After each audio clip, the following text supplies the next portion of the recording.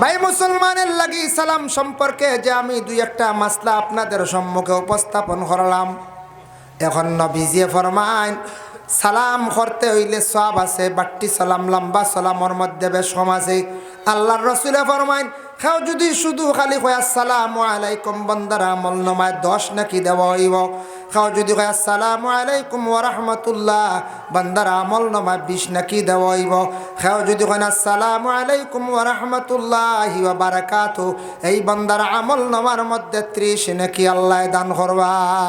সুবহানাল্লাহ। এর লাগি লম্বা করে সালাম করলে 30 নাকি। এর লাগি সালাম হইল গিয়া সুন্নত, সালামর জবাব দেওয়া হইল গিয়া ওয়াজিব। আল্লাহর বন্দেগান এর উপরে আমরা বিশেষ করে আমল হইতো, তবে কয়েক ক্ষেত্রে সালাম নিষিদ্ধ আইছে জানা আছে অবশ্যই। আমি আবার হইয়ার প্রস্রাব পায়খানার হালত সালাম আমরা দিতাম না, নিষেধ। খাওয়ার মাসলা আইছে, আখতা খাওয়াত সালাম করে দিছে না যাইজ না, সালাম করে দিছে একজনে খাওয়ার পরে আপনি জবাব দেখুয়া। অপরিচিত মহিলারে সালাম আপনি দিতেন না, আপনার জন্য বেগানা। অপরিচিত পুরুষে মহিলাতেন সালাম দিতেন আপনার লাগি বেগানা। সালামর জন্য নিষিদ্ধ আছে। রাস্তার দিকে টাউন বিভিন্ন জায়গাত গেছেন, এই মহিলা আপনার লাগি বিলকুল অপরিচিত, তাও আপনার জন্য বেগানা। এই মহিলারে আপনি সালাম দিতা না, আর মহিলায় পুরুষরেও সালাম দিতা না। সালাম তো এবাদত, ঠিক আছে, কিন্তু ইনু সালাম ই আবাদ নিষিদ্ধ কেন আইলো? ই মহিলা আপনার লাগি বেগানা, এন লাগি আপনি সালাম দিয়া ইনু মাথা আপনার আমার লাগি নিষেধ। ইলা যদি ওই যেত তো সারাই সালাম করে মাথা শুরু করে দিলাম না, হলো ইলেন চায়। এর লাগি বিশেষ করে আল্লাহর বন্দেগান দেখেন, এই দুনিয়ার জমিনের মধ্যে আল্লাহর বন্দেগান আমরা যেন সালাম দেই এক মুসলমান আর এক মুসলমান ডে। সালাম সম্পর্কে বুখারী শরীফের প্রথম একটি হাদিস আনছেন। وقال النبي صلى الله عليه وسلم أي الإسلام خير يا رسول الله। একজন ব্যক্তি রাসূলুল্লাহর কাছে প্রশ্ন করেন, ইয়া রাসূলুল্লাহ ইসলামের মধ্যে সবচাইতে কোনটা জিনিস ভালো? আল্লাহর রাসূল ফরমান কালা তুতিমুত তুআম, মানুষরে খাবানি, মানুষরে মেহমান নওয়াজি করা, এটাই হলো ইসলামের মধ্যে বালা কাম। ওয়া তাকরাউস সালাম, এক অন্যরে সালাম করা, এটাই থাকছে গিয়া ইসলামের মধ্যে সবচেয়ে বালা কাজ। আলা মান আরাফতা ওয়া মান লাম তারিফ, পরিচয় পাও কিংবা তো না পাও, আল্লাহর রাসূলে ফরমান ইসলামের মধ্যে বালা কাম হইল তুমি তান মেহমান নওয়াজি করা। মেহমান নওয়াজি কইতে খালি ঘুষ দিয়া মাস দি গানি তা নাই। মেহমান নওয়াজি আপনার বাড়ির যে কোনো একজন মেহমান আসছে, এতে যে কোনো মুসাফির আকুয়া, যে কোনো একজন মেসাবা কুয়া, যে কোনো একজন পরিচিত অপরিচিত ব্যক্তি আসক, আসার পরে আপনি যদি চা দিন, শরবত দিন, পানি দিন, এটাও মেহমানদারি। যে বাড়ির মানুষে এইভাবে মেহমান নওয়াজি করবা, যে ঘরের মহিলা জীবনে এইভাবে মেহমান নওয়াজি করবা, মানুষদের যথাসাধ্য খাওয়াইবা, জীবনে মেহনত করিয়া, জানিয়া রাখবা এই বাড়ির মধ্যে মেহমান নওয়াজি হইলে এই নবীর একটা সুন্নত আদায় হইল। এই বাড়ির মধ্যে রুজি রোজগারের মধ্যে আল্লাহ বরকত দেন। যে বাড়ির মধ্যে মানুষ যাওয়া আসা করত, জানিয়া রাখবা লক্ষণটা বড় বালা, এই বাড়ির রুজি রোজগারের মধ্যে আল্লাহ বরকত ডালিয়া দিন। বাড়িতে মানুষ আসা যাওয়া করলে এই আসা যাওয়া একটা ভালো লক্ষণ। কারণ হইল কি, এই বাড়িতে আরাম পাইছে, গতিকে মানুষ আইব না, লোক চায় আইব। এর লাগে মেহমানদারি করা এটা নবীর এক সুন্নত।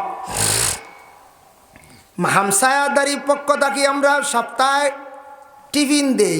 মিয়া সাবরে আপনার আর পাঞ্জাগানা টিফিন দেবো না অন্য সিস্টেমে পাক করে ইমাম সাহেব খাইনি না, টিফিন সিস্টেম না, টিফিন দেওয়া হয়। ওজন ইমাম সাবরে আমরা সারাই রুটিন করিয়া সপ্তাহ বা 15 দিনে বা 20 দিনে একদিন রুটিন আইল, বড় মেহনত করিয়া আমরা মা বোন হকলে খানির ইন্তজাম করিয়া দেই। এটার মধ্যে একটা সব পাইবে, এটা একটা মেহমানদারি। আল্লাহর বন্দেগানের জন্য মিয়া সাবরে আমরা দেই। আমরার মহল্লার পক্ষ থেকে কোনো দাবি থাকে না যে তুমি সাবে ডিউটি করডা। এটার পরে আপনার বাড়ির যে কোনো সময় একজন কুটুম আসছেন, যে কোনো বাইরে একজন মেহমান আসছেন, আসার পরে যদি যতটুক সম্ভব যদি আমরা মেহমান নওয়াজি করে, আমার নবীর একটা সুন্নতরে আমি আদায় করলাম। আর যে মানুষের নবীর সুন্নতরে পালন করব, মান আহাব্বা সুন্নতি ফাকাদ আহাব্বানি, কোনো আমার উম্মত হলে যদি আমার একটা সুন্নতরে যদি মহব্বত করে সে আমারে মহব্বত করলো।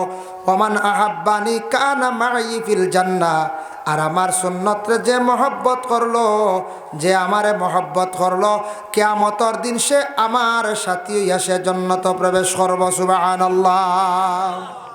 এর লাগি নবীর সুন্নত, সুন্নতের উপর আমরা আমল করতাম।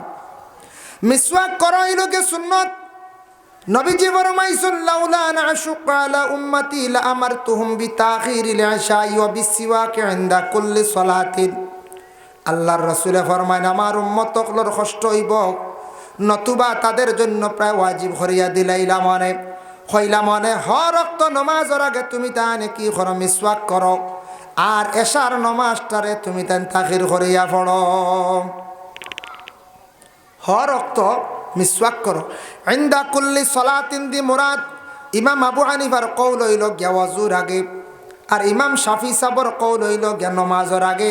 এর লাগি যারা শাফি সাবরে মানচর ইমাম হিসাবে এরা দেখবা ওযুর পরে নামাজের আগে মিসওয়াক করডা, আর আমরা আবু হানিফার কওল হইল গিয়া ওযুর আগে তুমি তান মিসওয়াক করো।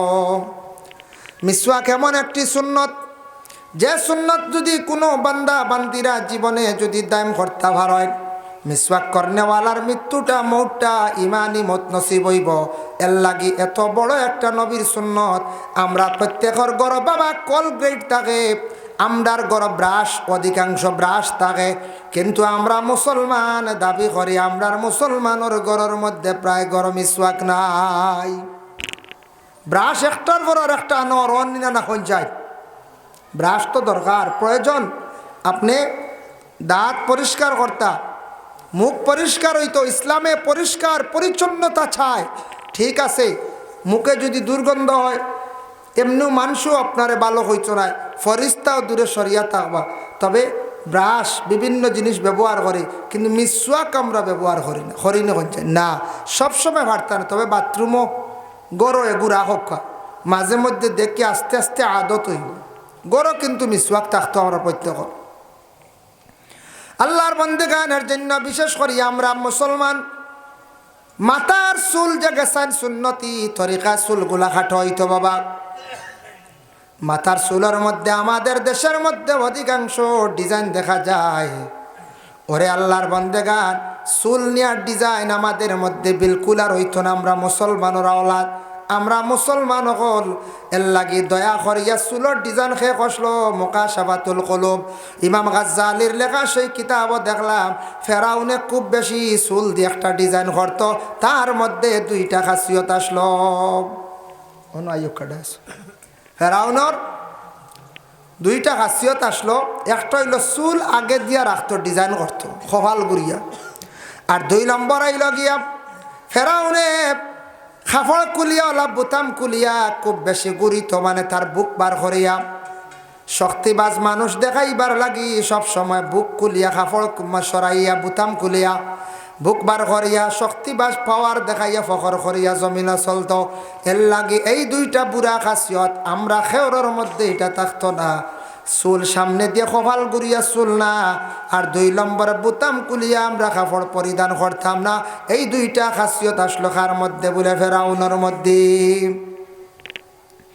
আল্লাহর বন্দেগানের জন্য বিশেষ করিয়া রাসূলুল্লাহ ফরমায়েন কালা তুতিমুত তুআম মানসরে খাওয়ানি ওয়া তাকরাউস সালাম, এক অন্যরে সালাম করা, আলা মান আরাফতা ওয়া মান লাম তারিফ ফরিসফা কিংবা তো না হওয়া তুমি তাই সালাম করিও। এটা ইসলামের মধ্যে সবচাইতে বালা কাজ।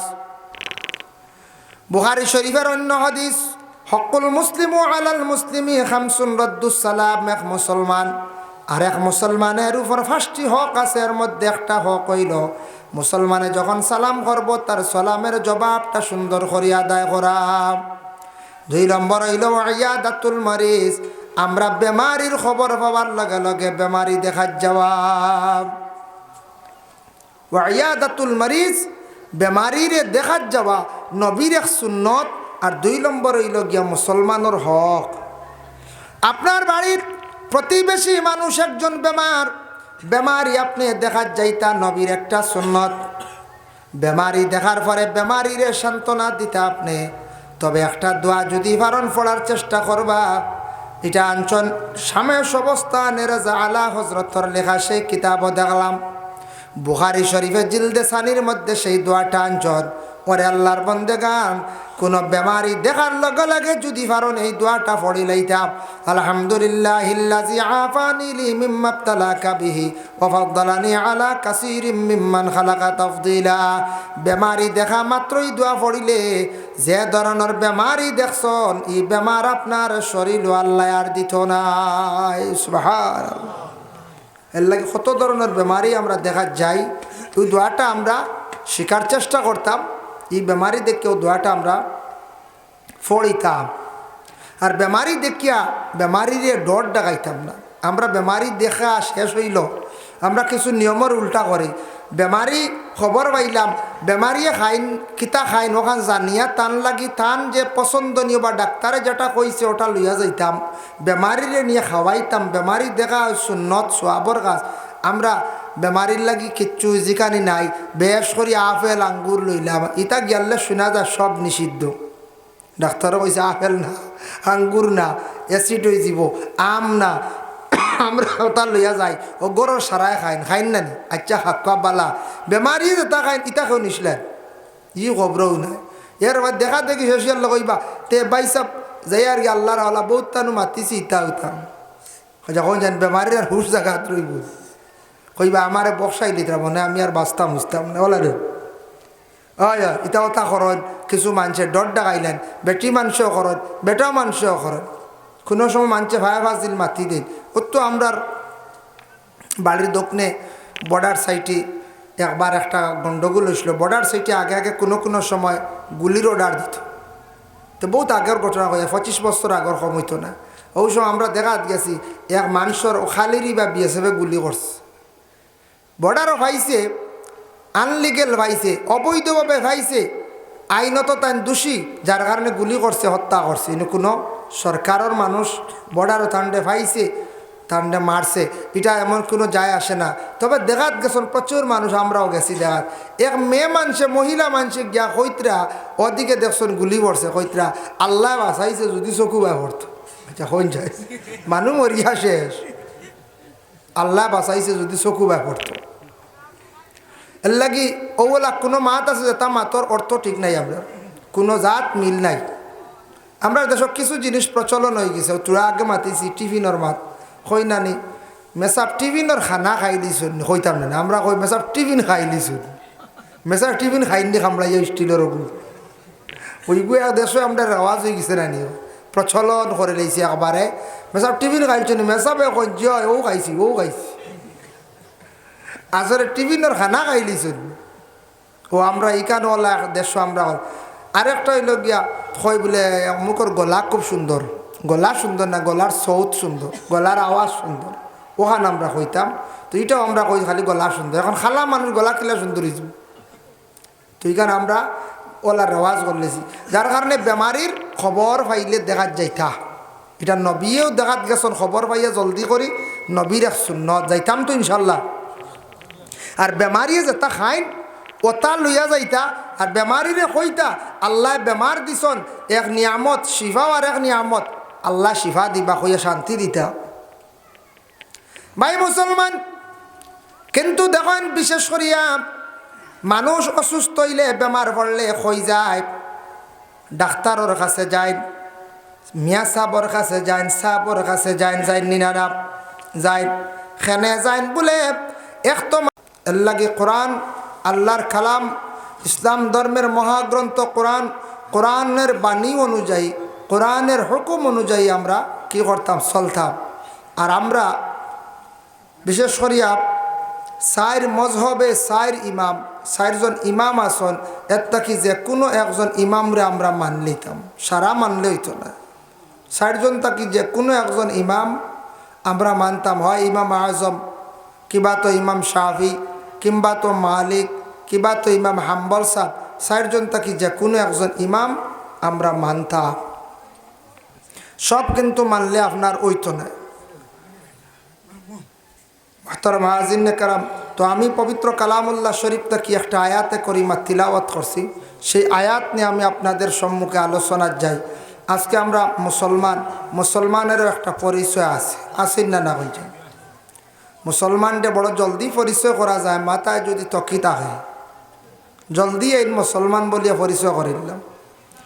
বলে দাড়ি থাকলে পরিচয়, বলে জি না, দাড়ি তো বিভিন্ন জাতির মানুষে দাড়ি রাখেন না রাখে, তবে দাড়ি দিয়ে খালি মুসলমান পরিচয় না, দাড়ি রাখিলে নবীর একটা পাক্কা সুন্নতর উপর আমল করে দিলাম।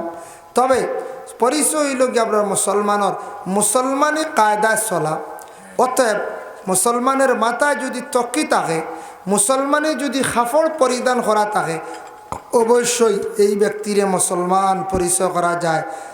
মুসলমানদের মধ্যে মা বোন যারা আছেন, মহিলাদের ওয়ালা কাপড় যদি মুসলমানের মতো যদি পরিধান করা হয়, মুসলমানি লেবাস যদি গায়ের মধ্যে লাগানি হয়, অবশ্যই এই মহিলারে লগে লগে পরিচয় করা যায় এই একজন মুসলমানের ঘরের মহিলা না। বুরকা, মাথায় রুমাল, যদি বালা আপনার রুমাল ব্যবহার করেন, চাদর ব্যবহার করেন, মাথায় যদি ওড়না দেয়, তাহলে বুরকা পরিধান করেন, অটোমেটিক পরিচয় করে দিলাম এই একজন মুসলমান ঘরের মহিলা। তবে আমরা মুসলমানের নবীজি এমন একটা সুন্নত দেখাইয়া গেছেন, যে সুন্নতটা ইয়া থাকছে গিয়া সালাম ইবাদত করা, এটাও নবীর সুন্নত নাই।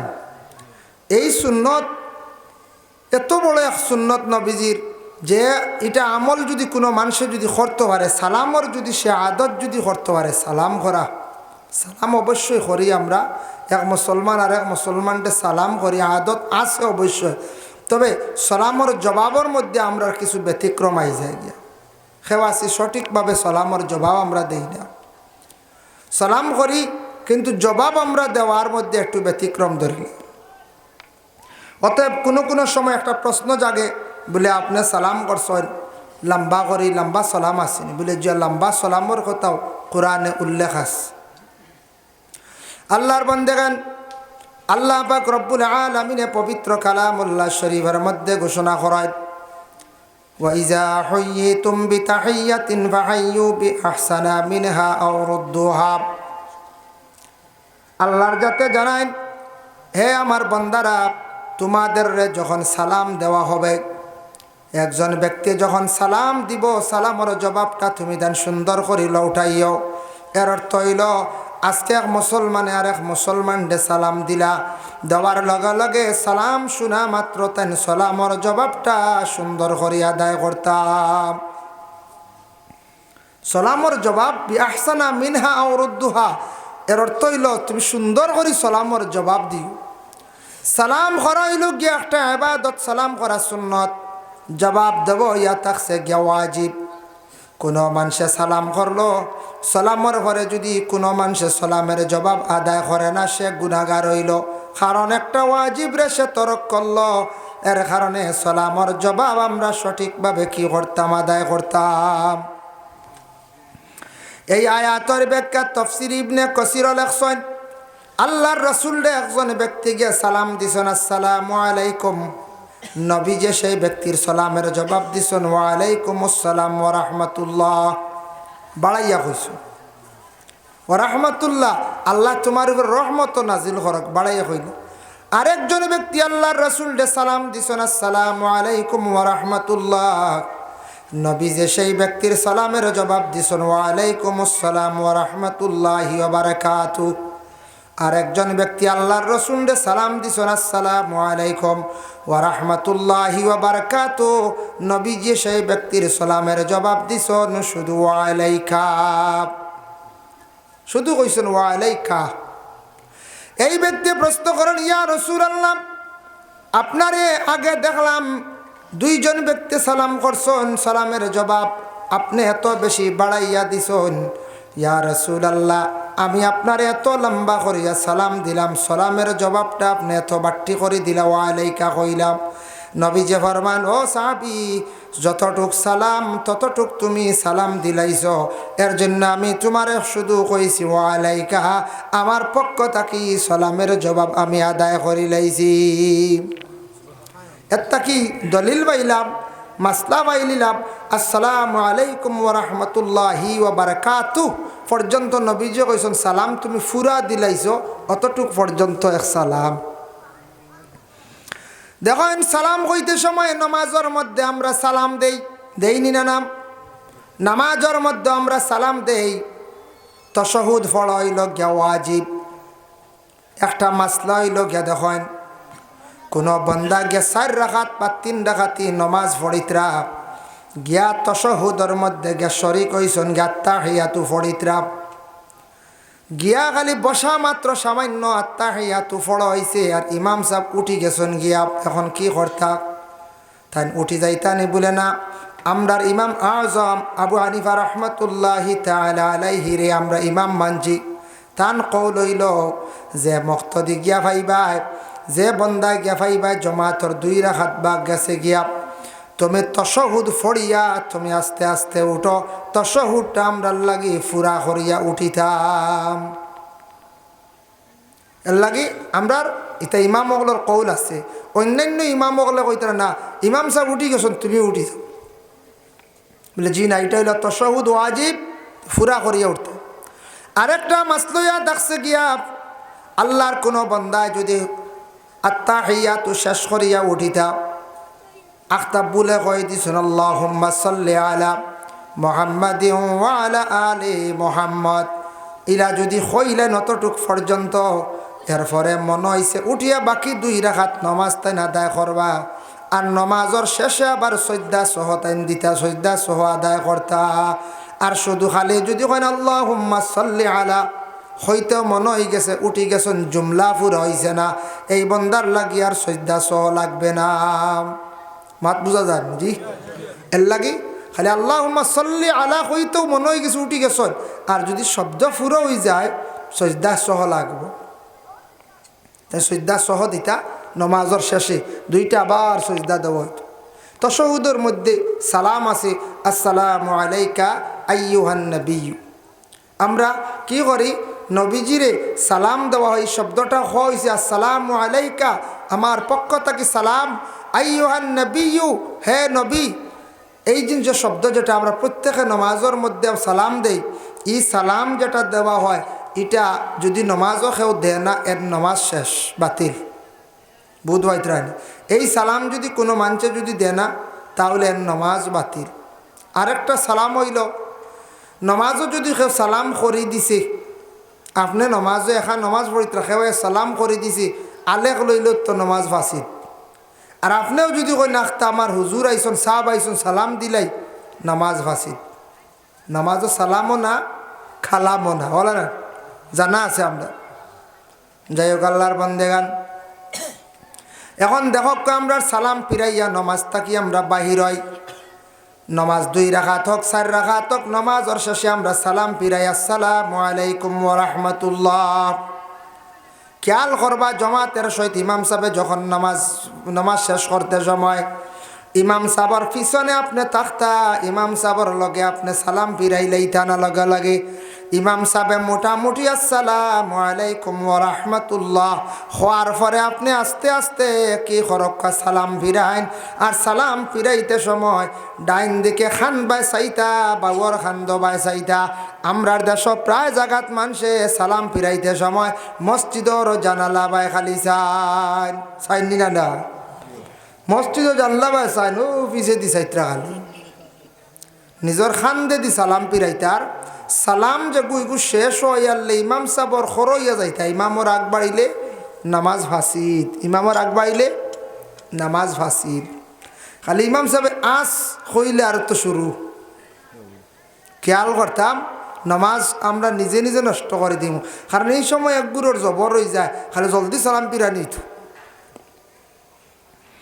আপনারা শুনছেন তো মসজিদের মধ্যে বাচ্চাদের যখন পড়ায় 24টা কারণে নমাজ যায় বা 20টা কারণে বা 22টা কারণে নমাজ যায়।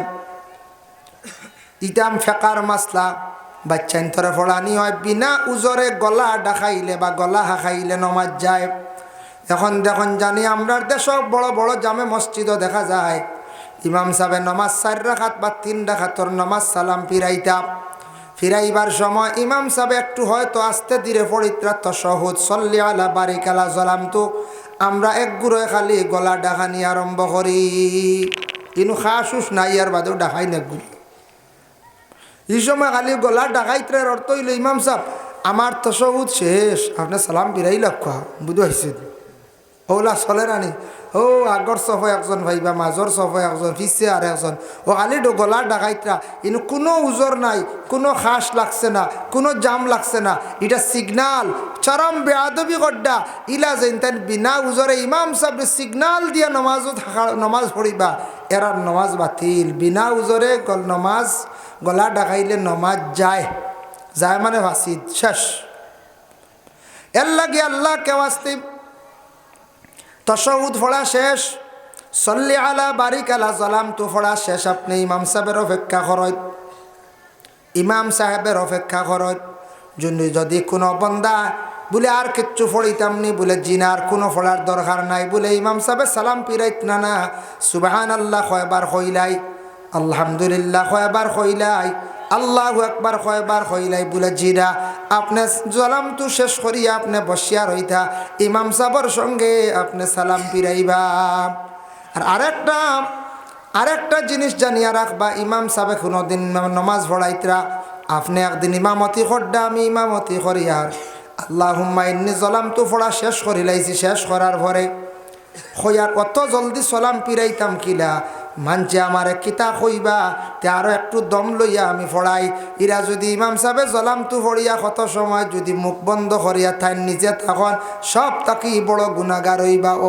ইমাম সাহেব যে চাই ইমামতি করক যেইনু নমাজ পড়াইবা ইমাম সাহেব এমন আমরা ইমামতি মাঝে মধ্যে করি নেন করি যার কারণে 2 রাকাত নমাজ আমার নবীজিয়ে পড়াইছেন 2 রাকাত নমাজ ও 20টা সজ্জা দিয়া রাসূলুল্লাহ জীবনে নমাজ পড়িলা ইলা পৃথিবীর বুকে দুনিয়ার জমিন কোনো মানুষ আসেনি সম্ভব নি 2 রাকাত নমাজ পড়িতা 20টা সজ্জা দিয়া নমাজ পড়িতা বলে জিনা সম্ভব নাই বলে কিলা আল্লাহর রাসূলের 2 রাকাত নমাজ পড়িছন পড়িতে সময় আস্তা কোরআন দে খতম করছন কোরআন খতম করতে কোরআনের মধ্যে 14টা সজিদার আয়াত আছে 14টা সজ্জা দিলাইলা এটা হায়রাতুল ফিকার মধ্যে আনছন 14টা সজদা দিছন তারপরে পাইলা 2 রাকাতে আরো 4টা সজদা 14 আর 4 হইল 18 এর মধ্যে একবার নমাজের মধ্যে ওয়াজিব গলত হইছিল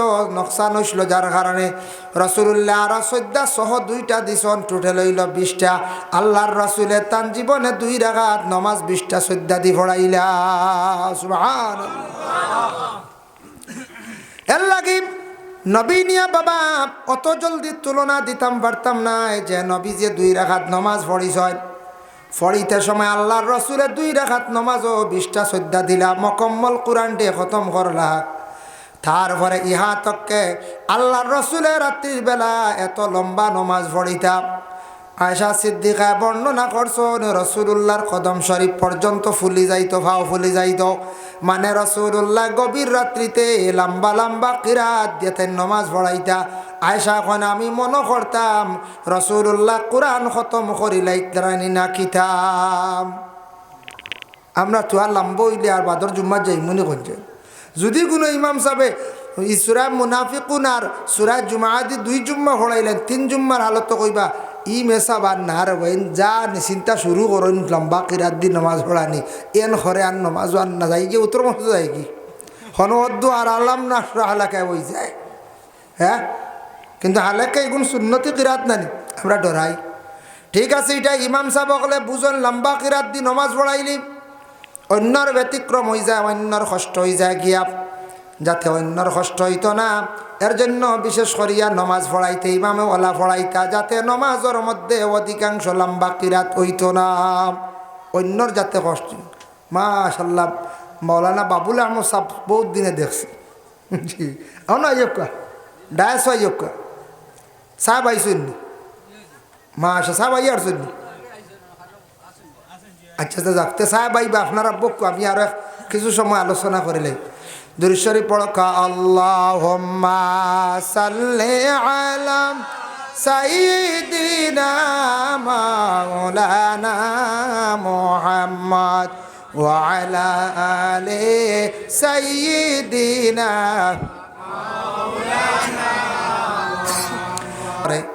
আর মিয়া সাবর কাছে যেন বলে দেখি আমার মিয়া সাবে আমার সাবে কোনো আমার একটা সুরা দেননি।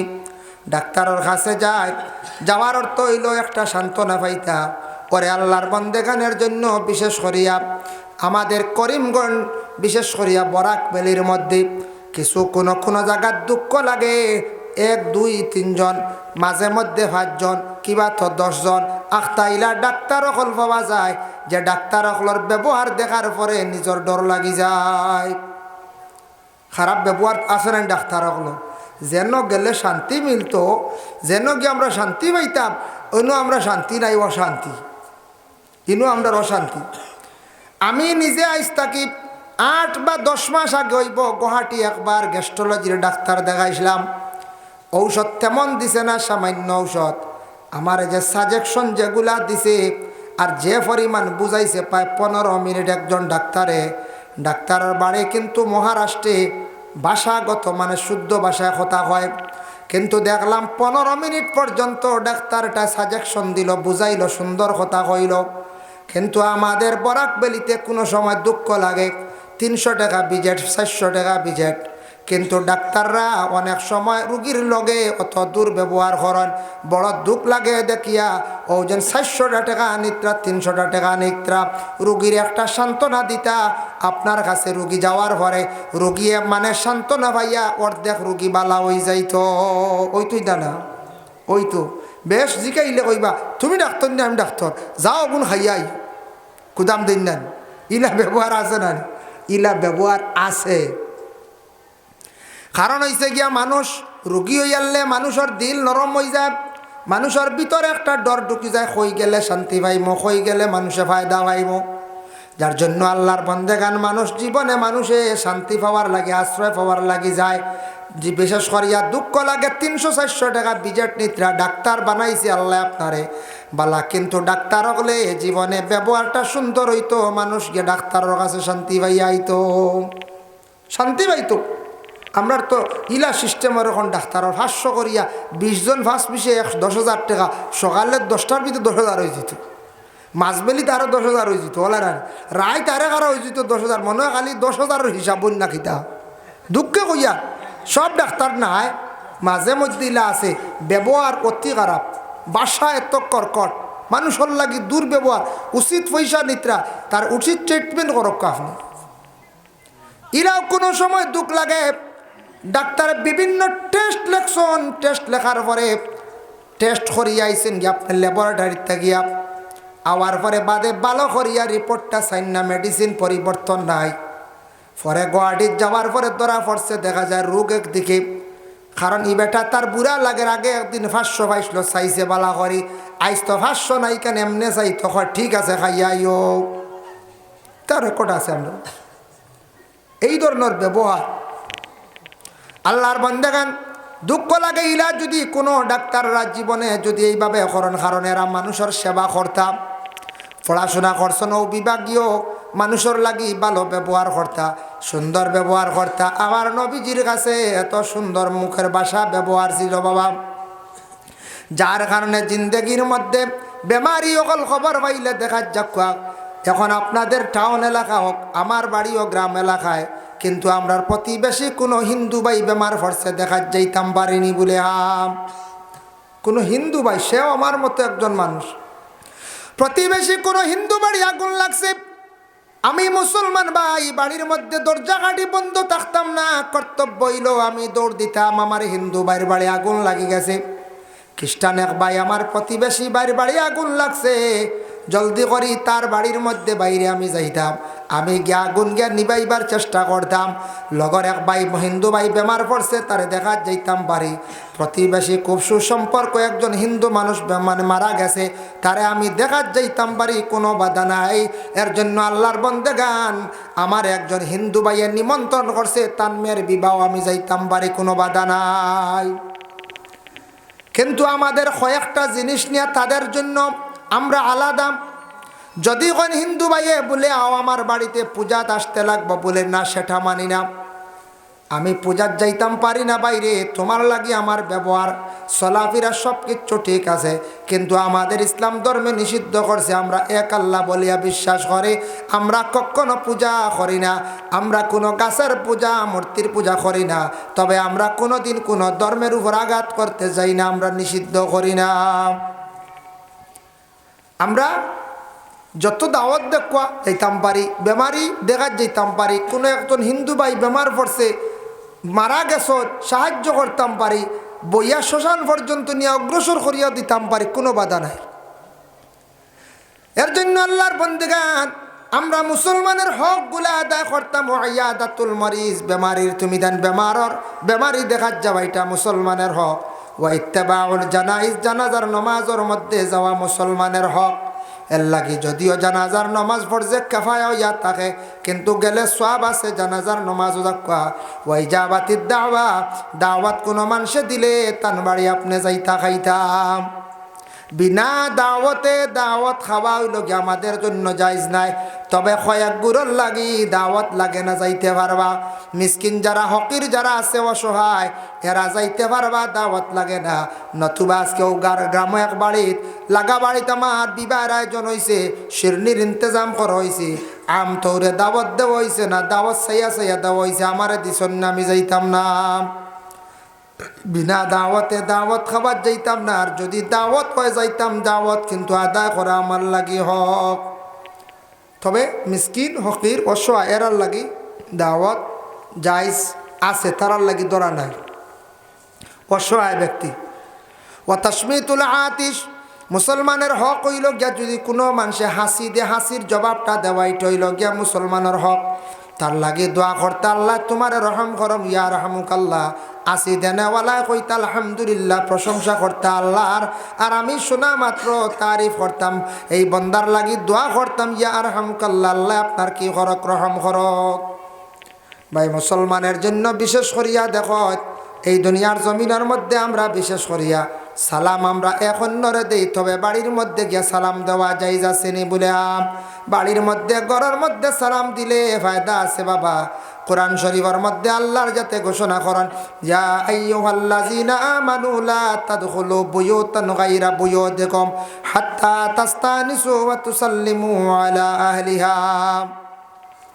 আল্লাহ কইতরা ও ইমানদার হল, ও বিশ্বাসী হল, লা তাদখুলু বুয়ুতান, তুমি তাই ই গরো দাখিল হইও না, গায়রা বুয়ুতিকুম, এই গড় ব্যতীত অন্য গড় তুমি তাই দাখিল হইও না। অত সময় পর্যন্ত যদি কোনো গড় বাড়ির যাওয়ার পরে ইজাজত যদি হাও তাহলে গড় ঢুকিও, বিনা ইজাজতে তুমি তাই গড় যাইও না। বিনা ইজাজতে খেওরের গড় যাওয়া জায়েজ নাই। দলিল পাইলাম কোরআন শরীফও আছে, বিনা ইজাজতে খেওরের গড় যাওয়া আমরার লাগি জায়েজ না। কারণ এত আসছে দেখেন, যদি ইজাজত থাকে তাহলে যাইতাম যে কোনো এক মুসলমানের বাড়িত।